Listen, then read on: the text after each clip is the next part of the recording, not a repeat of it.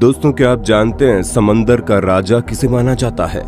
और क्या आप जानना चाहोगे कि समंदर में वो कौन सा जीव है जो समंदर के राजा को भी मात देने में सक्षम है?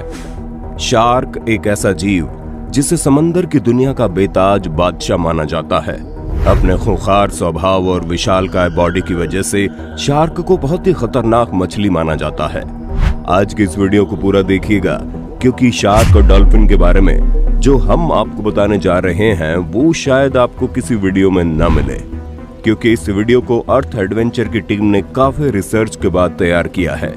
दोस्तों, समंदर का कोई भी जीव शार्क से टकराने की हिम्मत नहीं कर सकता। शार्क के दांत इतने नुकीले और मजबूत होते हैं कि इंसान तो दूर, वो लोहे की चादर को भी काट सकती है। शार्क की ताकत और दहशत को आपने कई हॉलीवुड फिल्मों में जरूर देखा होगा। इंसान और छोटी बड़ी मछलियां तो दूर, एक बड़ी शार्क मछली हाथी जैसे विशालकाय जानवर को भी अपना शिकार बनाने की क्षमता रखती है। लेकिन दोस्तों, आपको ये जानकर हैरानी होगी कि समंदर की एक और मछली डॉल्फिन, जो कि शार्क के मुकाबले बेहद छोटी और मासूम होती है, फिर भी शार्क की पकड़ और रफ्तार को मात देती नजर आती है। समंदर की दुनिया में डॉल्फिन सबसे जीनियस मछली मानी जाती है, और यही वजह है कि डॉल्फिन अपने तेज दिमाग और चालाकी की मदद से शार्क मछली को अपने इर्द गिर्द घुमाती रहती है। रफ्तार के मामले में भी डॉल्फिन शार्क से कहीं आगे है। दोस्तों, इसके आगे हम जो कहने वाले हैं वो सुनकर शायद आपको यकीन ना हो, लेकिन ये हकीकत है कि समंदर की रानी शार्क डॉल्फिन से बहुत ही ज्यादा डरती है, और इसकी वजह हम इस वीडियो में जानेंगे। दोस्तों, शार्क और डॉल्फिन की लंबाई और बॉडी देखकर आप सोच रहे होंगे कि शार्क के लिए डॉल्फिन का शिकार करना तो चुटकियों का खेल है, लेकिन हकीकत इसके जस्ट उल्टी है। दोस्तों, जिस तरह के इंसान छोटे छोटे जहरीले कीड़े मकोड़ों से डरता है, ठीक उसी तरह समंदर की रानी शार्क भी छोटी और मासूम डॉल्फिन मछली से डरती है। डॉल्फिन की फुर्ती और लचीलापन। दोस्तों, जिस तरह एक जिम्नास्टिक की बॉडी आम इंसान की तुलना में बेहद ही लचीली होती है, ठीक उसी तरह डॉल्फिन की मांसपेशियां बेहद ही लचीली होती हैं। शार्क के मुकाबले डॉल्फिन की हड्डियां भी बेहद लचीली होती है। इसीलिए एक डॉल्फिन मछली पानी में पूरी रफ्तार से तैरते हुए भी अपनी दिशा बदलने में सक्षम होती है। कुदरत ने डॉल्फिन की बॉडी को कुछ इस तरह सेव किया है कि डॉल्फिन पानी में तेजी से ऊपर से नीचे और नीचे से ऊपर जा सकती है। दोस्तों, अगर आपने कभी गौर किया हो तो शार्क की पूंछ वर्टिकल शेप में होती है, जिससे शार्क मछली बाएं से दाएं और फिर दाएं से बाएं बड़ी आसानी से मुड़ जाती है। लेकिन शार्क को तुरंत पानी में ऊपर से नीचे आना हो या फिर नीचे से ऊपर जाना हो तो उसे बहुत बड़े स्पेस की जरूरत होती है। मतलब शार्क मछली आसानी से ऊपर से नीचे या फिर नीचे से ऊपर नहीं जा सकती। इसलिए आपने शार्क को फिल्मों या फिर समंदर में अक्सर एक सीधी लाइन में चलते हुए देखा होगा। वहीं दूसरी तरफ एक डॉल्फिन मछली एक वर्टिकल लाइन में नीचे से ऊपर और उसी लाइन में ऊपर से नीचे आ सकती है। वहीं दूसरी तरफ डॉल्फिन की पूंछ हॉरिजॉन्टल शेप में होती है। इसीलिए डॉल्फिन मात्र कुछ ही माइक्रोसेकंड में अपनी दिशा किसी भी तरफ मोड़ सकती है और पानी के ऊपर कई फीट की ऊंचाई तक छलांग लगा सकती है। दोस्तों, एक डॉल्फिन मछली न केवल पानी के ऊपर छलांग लगा सकती है, बल्कि छलांग लगाते समय हवा में कई तरह के करतब भी दिखाती है। वो अपनी बॉडी को हवा में कई तरह से घुमा सकती है, जबकि एक शार्क मछली के लिए ऐसा कर पाना नामुमकिन है। दोस्तों, जब कभी भी शार्क और डॉल्फिन का आमना सामना होता है तो डॉल्फिन मछली अपने रफ्तार से शार्क को नाकों तले चने चबाने पर मजबूर कर देती है और अपनी तेज रफ्तार से शार्क के नीचे पहुंच जाती है, और फिर उसी रफ्तार से ऊपर आकर शार्क के पेट पर जोरदार टक्कर मार देती है, जिससे शार्क को बहुत तेज दर्द होता है। दोस्तों, अब आप सोच रहे होंगे कि भला एक छोटी सी मछली की टक्कर से शार्क को क्या फर्क पड़ता होगा। दोस्तों, आप इसका अंदाजा इसी बात से लगा सकते हैं कि एक डॉल्फिन मछली पानी के ऊपर 15 से 16 फीट की ऊंचाई तक छलांग लगा सकती है। इसलिए डॉल्फिन की टक्कर बहुत दमदार होती है, और डॉल्फिन ऐसा एक के बाद एक कई बार करती है, जिससे आखिर में शार्क मछली डॉल्फिन से डर कर भाग जाती है। दोस्तों, डॉल्फिन का मुंह एक छछूंदर की भांति पतला और लंबा होता है और बेहद ही मजबूत हड्डियों से बना होता है, और जब कभी भी डॉल्फिन अपनी पूरी ताकत से शार्क के पेट पर प्रहार करती है तो शार्क मछली के पेट की मांसपेशियां टूट जाती हैं, और जायज सी बात है कि इतने खतरनाक ठोकर खाकर शार्क मछली डर कर भागने पर मजबूर हो जाएगी। समूह में रहना। डॉल्फिन मछली अपने पूरे परिवार के साथ समूह में रहना पसंद करती है, जबकि शार्क मछली अकेले रहना पसंद करती है। और जब कभी भी शार्क का आमना सामना डॉल्फिन से होता है तो एक साथ कई सारी डॉल्फिन मछलियां शार्क पर टूट पड़ती हैं और कई बार बहुत सारी डॉल्फिन मछलियां मिलकर शार्क की जान भी ले लेती हैं। शार्क मछली डॉल्फिन मछली के अंडे और बच्चों को खा लेती है, इसलिए डॉल्फिन हमेशा से शार्क को अपना दुश्मन मानती है और जब कभी भी उन्हें शार्क दिखाई देती है वो शार्क पर टूट पड़ती है।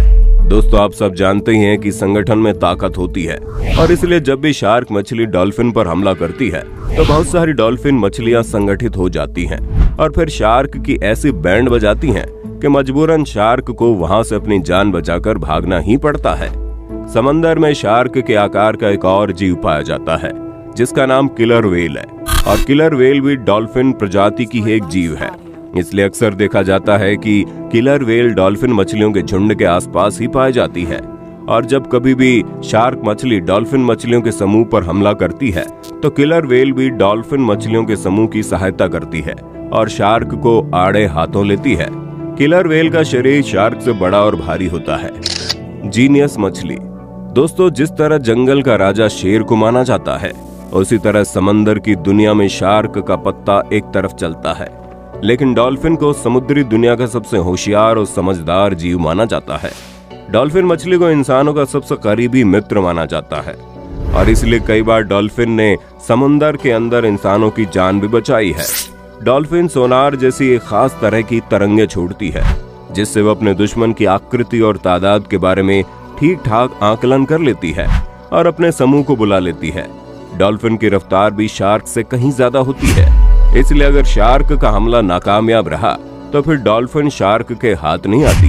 दोस्तों, समूह में रहना डॉल्फिन की सबसे बड़ी ताकत है। अपनी रफ्तार और चालाकी से डॉल्फिन शार्क को पछाड़ने में कामयाब हो जाती है। जबड़े की ताकत। शार्क के जबड़े में 4000 दांत होते हैं और शार्क का बाइट फोर्स 4000 PSI होता है। अगर आप समझते हैं एक शेर के जबड़े से छूट पाना किसी के लिए भी लगभग नामुमकिन है, तो हम आपको बता दें शार्क का जबड़ा शेर के जबड़े से 4 गुना ज्यादा ताकतवर होता है। वहीं दूसरी तरफ डॉल्फिन के मुंह में 80 से 100 दांत होते हैं और आपको ये जानकर हैरानी होगी कि डॉल्फिन के जबड़े का बाइट फोर्स भी लगभग 4000 PSI होता है। बड़े जबड़े और नुकीले दांतों की वजह से शार्क ज्यादा खतरनाक होती है, लेकिन डॉल्फिन का जबड़ा भी शार्क जैसा मजबूत होता है और यही वजह है कि डॉल्फिन शार्क से टक्कर ले लेती है। दोस्तों, शार्क का जबड़ा इतना मजबूत होता है कि एक बार अगर कोई जीव उसमें फंस जाए तो फिर तब तक बाहर नहीं निकलेगा जब तक उसके 2 टुकड़े न हो जाएं। लेकिन फिर भी कई बार समुद्र के किनारे शार्क की लाश पाई जाती है और उससे साबित होता है कि डॉल्फिन के एक बड़े समूह ने मिलकर शार्क के ऊपर कई प्रहार किए, जिससे शार्क की मौत हो गई। इसलिए शार्क डॉल्फिन से दूर रहना ही पसंद करता है। किलर व्हेल और ग्रेट व्हाइट शार्क। दोस्तों, शार्क को समंदर की दुनिया का दैत्य कहना गलत नहीं होगा, क्योंकि समंदर के भीतर किसी भी प्रकार के जीव को अपना शिकार बना लेती है। यहाँ तक कि समंदर के ऊपर उड़ने वाले परिंदों को भी ग्रेट व्हाइट शार्क अपने जबड़े में कैद कर लेती है। वहीं दूसरी तरफ डॉल्फिन प्रजाति के सबसे बड़े जीव किलर व्हेल थोड़े शांत स्वभाव के पाए जाते हैं, लेकिन आकार और वजन में किलर व्हेल शार्क से भी बड़े और खतरनाक भारी होते हैं। लेकिन दोस्तों, आप भली भांति जानते हैं कि जंगल में शेर से भी बड़े बड़े कई जानवर रहते हैं, लेकिन जंगल का राजा शेर को ही माना जाता है। ठीक उसी तरह ये खिताब ग्रेट व्हाइट शार्क ने अपने नाम कर रखा है। लेकिन अगर कभी किलर व्हेल और ग्रेट व्हाइट शार्क की फाइट होती है तो हर पहलू में किलर व्हेल आगे दिखाई देती है। किलर व्हेल की सबसे बड़ी ताकत यह है कि वो पानी के अंदर किसी भी प्रकार के एटमॉस्फेयर में रह सकती है, जबकि ग्रेट व्हाइट शार्क कुछ स्पेसिफिक जगह पर ही पाई जाती है। दोस्तों, अक्सर किलर व्हेल पानी के बाहर जाकर भी अपने शिकार पर अटैक कर देती है। दोस्तों, हम आपको बता दें कि हर कंडीशन में किलर व्हेल व्हाइट शार्क पर भारी पड़ेगी, लेकिन सिर्फ एक कंडीशन में व्हाइट शार्क किलर व्हेल को अपना शिकार बना सकती है। अगर किसी तरह killer whale great white shark के जबड़े में आ जाए तो फिर उसका मरना तय है। लेकिन किलर व्हेल की चालाकी और रफ्तार की वजह से वो कभी भी व्हाइट शार्क के जबड़े में नहीं आती। सन 1998 में दक्षिण अफ्रीका के एक बीच पर ग्रेट व्हाइट शार्क मरी हुई हालत में पाई गई थी। इसकी लंबाई करीब 15 फीट थी। बाद में बहुत सारे साइंटिस्ट ने रिसर्च करके पता लगाया कि समंदर के अंदर इस मरी हुई ग्रेट व्हाइट शार्क और किलर व्हेल के बीच फाइट हुई होगी। और डॉल्फिन व किलर व्हेल ने मिलकर शार्क के लीवर पर कई प्रहार किए, जिससे उसकी मौत हो गई। दोस्तों, इतना कुछ जानने के बाद हम अंत में कह सकते हैं कि शार्क डॉल्फिन समूह से न भिड़े तो ही अच्छा है, वरना फाइट उसकी जान पर भारी पड़ सकती है।